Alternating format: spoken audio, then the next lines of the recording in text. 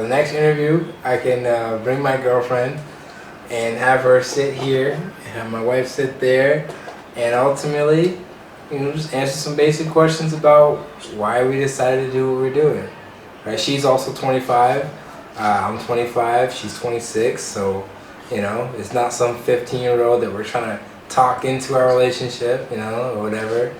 And so that'll be the next video. If you guys like the first one, of course. Oh, they're gonna love this. Try to get you banned off YouTube or whatever. No, I don't care. I'll figure it out. Right. Thank you so much. I don't know this one.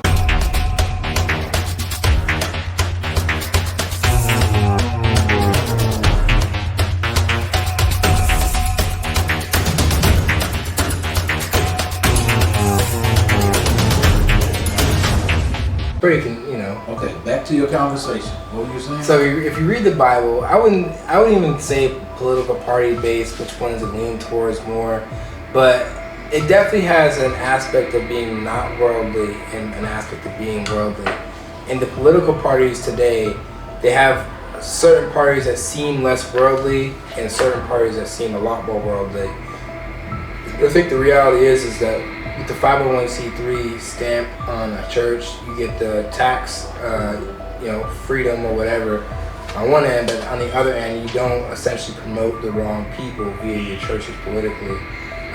Now, they can't say that they're not promoting people politically, because you have all types of political leaders that go to churches all the time and talk. It's just they cherry pick who they want to apply these laws to.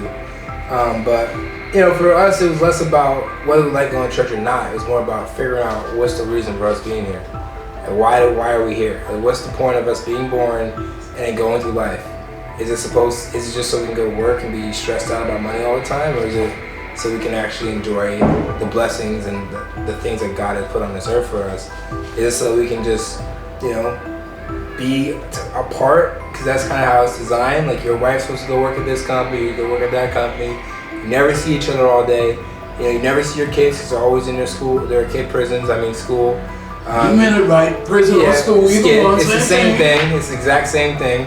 But regardless of the fact, you never see anybody in your family, and you come home and then eventually you get old and no one's there, and you don't know your kids, and you hardly know your wife, you guys are still together. And we just saw our life from a very small standpoint, but from a big view. Like, where are we supposed to be going statistically? The country has a 60% divorce rate, and I think it's mostly because people who get married, they figure out why they love each other at first, but as time goes on, they grow apart because they grow apart.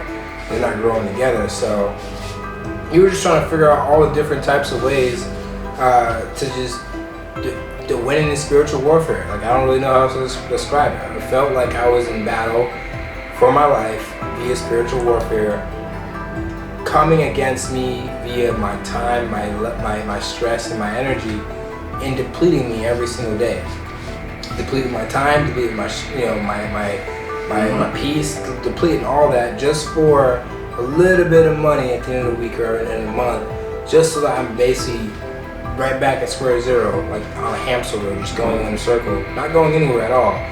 So for us, coming here was the answer to our prayers. It felt like we were the Israelites coming out of Egypt and getting out of the 40 years of barren land.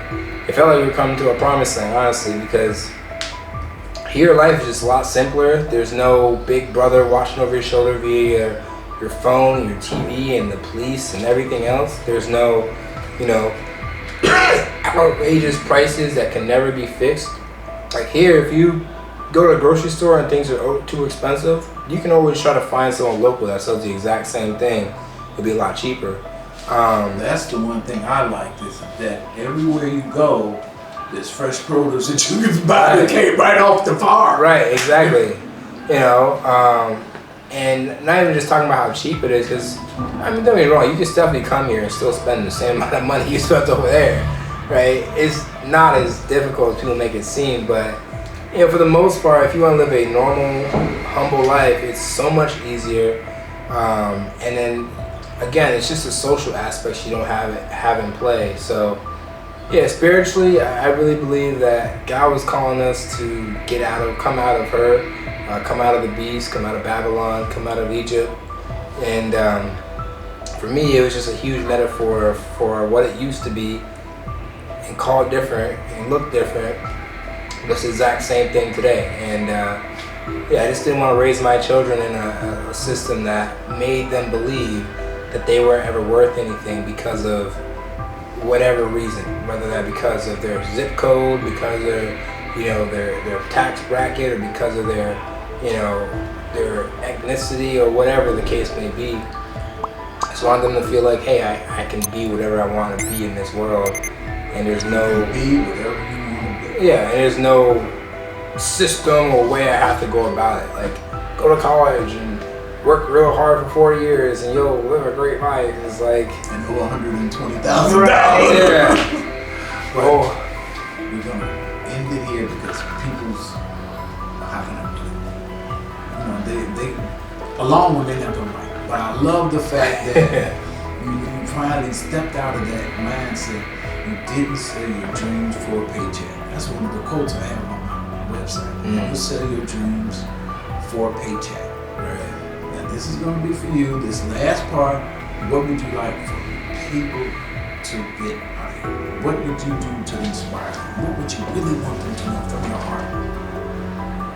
You go first. Well, I would like for you to know that life can be whatever you want it to be. All you have to do is stop being afraid of what other people think about you. Because people generally don't think about you past the second they said something about you, at all. And the reality is life is going to be exactly what you want it to be. And if you don't create a life for yourself, somebody else is going to create a life for you. Yep. And that's just what it is. If you're not working towards your own dreams, you're going to be working on someone else's dreams. And life is too short to never experience it. So that's all I have to say. Okay. I would say continuously work on yourself and make yourself, improve yourself on a daily basis. So that way the dreams and goals that you have, you're able to achieve them, or they're more realistic in your mind for you to achieve them. So like he said, if there's people that are attacking you, you're strong-minded, so you can push them aside and continue on your venture, continue on your life to wherever you want to be. Okay. And just tell these people your name again. My name's Okolo. It's my beautiful wife, Jasmine. And thank you for enjoying our time today. Thank you for this really amazing. What I'm going to do with this is I gotta breathe. But thank you so much. We might do this again. We might have to do a follow-up for a while. Sounds Seriously. No, that's what we're going to do. Ladies and gentlemen, I want to let you all know. Tell them what the next interviews will be talking about. Oh yeah, the next interview, I can bring my girlfriend and have her sit here, and have my wife sit there, and ultimately, just answer some basic questions about why we decided to do what we're doing. Right? She's also 25. I'm 25. She's 26. So, it's not some 15-year-old that we're trying to talk into our relationship, or whatever. And so that'll be the next video. If you guys like the first one, of course. Oh, they're gonna love this. Try to get you banned off YouTube or whatever. No, I don't care. I'll figure it out. Right. Thank you so much. I don't know.